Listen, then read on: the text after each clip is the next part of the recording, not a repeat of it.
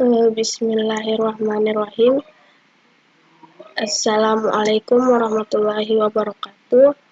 Perkenalkan, nama saya Rostiana, NIM 1901042002. Baiklah, saya akan mempresentasikan hasil kerja saya yang berjudul Analisis Pemasaran Jagung menggunakan metode pemilihan sampel di PT Agro Nusantara Sumbawa.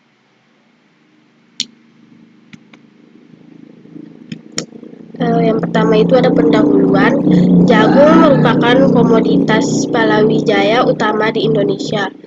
Ditinjau dari aspek pengusahaan dan penggunaan hasilnya, yaitu sebagai bahan baku pangan dan pakan ternak. Dalam satu dekade terakhir, kebutuhan jagung cenderung meningkat antara 0,34% per tahun. Hal ini dikarenakan meningkatnya permintaan bahan baku pangan, sejalan dengan pesatnya perkembangan industri peternakan yang menuntut kontinuitas pasokan bahan baku.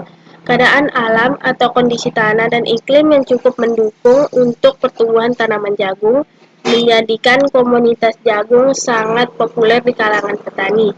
Demikian penting dan strategisnya komoditas jagung bagi petani sehingga pada musim penghujan untuk lahan tegal hampir dipastikan dilakukan penanaman jagung. Sistem pemasaran biasanya berkisar pada kegiatan antara pemasok barang dan jasa, perusahaan dan pasar. Hubungan ketiga komponen ini biasanya dipengaruhi oleh faktor lingkungan dan kegiatan lain. Hubungan antara pemasok dan perusahaan sangat bergantung pada kesepakatan bisnis antara keduanya. Agar keduanya saling menguntungkan, maka biasanya kedua belah pihak membuat kesepakatan jual beli. Permintaan jagung meningkat dari tahun ke tahun seiring dengan peningkatan permintaan untuk pangan, pakan, dan industri. Kebutuhan jagung dalam negeri untuk pakan mencapai 4,9 juta ton pada tahun 2005 dan prediksi menjadi 6,6 juta ton pada tahun 2010. Tinjauan pustaka yang 2.1 itu ada pemasaran jagung, saluran pemasaran Saluran pemasaran yang digunakan dari produsen ke konsumen akan menentukan besarnya biaya yang dikeluarkan oleh lembaga pemasaran. Dengan kata lain, adanya proses kegiatan produksi menjadi jagung, keripik, pipil dalam sistem pemasaran akan membutuhkan biaya. Apakah biaya yang dikeluarkan dalam proses kegiatan produksi dapat merespon sistem pemasaran yang lebih efisien? Yang kedua itu tujuan sistem informasi.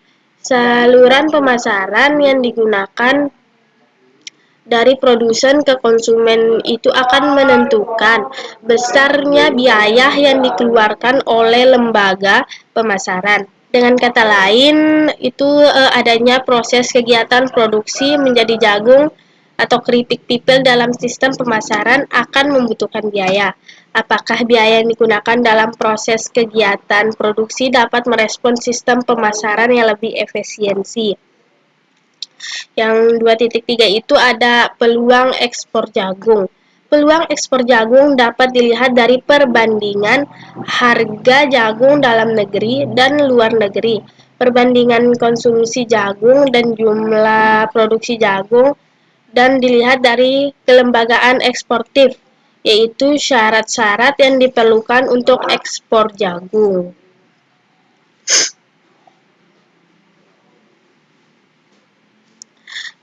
Adapun metode penelitiannya itu satu, lokasi dan waktu penelitian.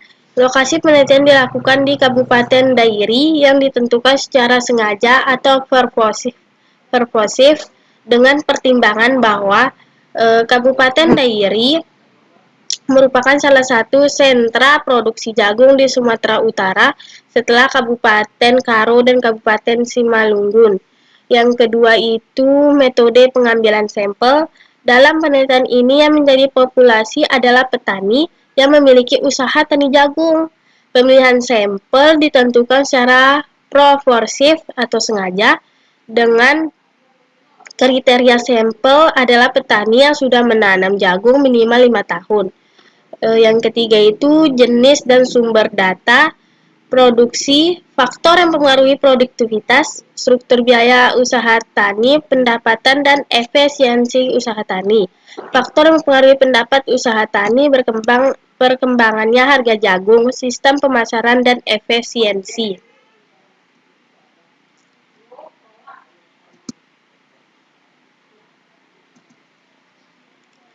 Yang kita lihat itu adalah variabel.